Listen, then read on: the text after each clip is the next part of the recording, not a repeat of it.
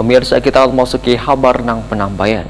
Keberadaan base transceiver station atau menara telekomunikasi nang dinilai kada menghasilkan pendapatan asli daerah.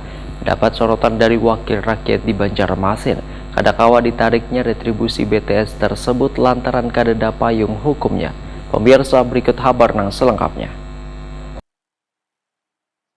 Keberadaan base transceiver station atau menara telekomunikasi yang dinilai kada menghasilkan pendapatan asli daerah mendapat sorotan dari wakil rakyat di Banjarmasin. Wakil Ketua Komisi 3 DPRD Banjarmasin Aprijadi lawan Prima TV Jelang tengah hari Rabu 25 Mei 2022 memandahkan banyaknya BTS yang berdiri menghiasi Banjarmasin ini ternyata kada menghasilkan pendapatan asli daerah karena kau ditariknya retribusi BTS tersebut lantaran kada ada payung hukumnya. Kabar ini didapat dari Dinas Komunikasi Informatika Wan Statistik Banjarmasin. Politisi Partai Amanat Nasional ini mengaku heran lantaran sekitar 296 BTS nang sebagian ada nang berdiri di atas bangunan namun kada memberikan pendapatan untuk daerah. Padahal Banjarmasin sudah memiliki Perda nomor 5 tahun 2018 tentang retribusi pengendalian menara telekomunikasi. Namun ternyata belum bisa diterapkan dengan alasan kada peraturan wali kota terkait Perda tersebut. Aprijadi menegaskan harus ada upaya dari pemerintah kota agar BTS yang berdiri di kota Seribu Sungai ini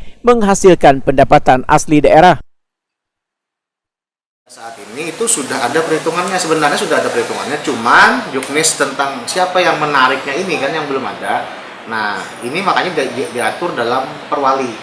Perwali itu nanti menerangkan bahwa umpamanya Badan Keuangan Daerah yang menarik atau Kominfo yang menariknya. Nah, itu nanti kan yang menetapkan nanti perwali itu. Terkait jumlah dan satuan retribusinya itu sudah disusun dalam Perda. Perdanya sudah selesai di 2015 tadi, sebenarnya sudah selesai perdanya. Tapi penetapan penarikannya yang belum. Aprijadi meminta pula pada pemerintah kota untuk memperhatikan BTS yang berdiri di atas bangunan gedung lantaran bila kurang adanya pengawasan maka sangatlah membahayakan. Apalagi bila bangunan tempat berdirinya BTS tersebut di kontur tanah nang kada stabil. Selain itu, izin mendirikan dari BTS tersebut ujar Aprijadi semestinya berdiri sendiri, kada menggunakan izin mendirikan bangunan dari gedung atau ruko tersebut. Nah, IMB gedung yang dimintakan izin ini belum tentu hasil konstruksinya itu berkekuatan sesuai dengan menopang BTS tersebut. Artinya ini harusnya ada 2 IMB. Kalau memang BTS tersebut berada di atas gedung, harus ada IMB bangunan gedung dan ada IMB BTS. Jadi ada 2 BTS. Saat ini kan mungkin tercatat cuma 1. Nah, makanya kami tadi minta Kominfo untuk segera memberikan data terkait jumlah titik-titik BTS tersebut dan juga bangunan-bangunan tenis yang mereka gunakan seperti apa. Apakah langsung ke tanah apa di atas gedung.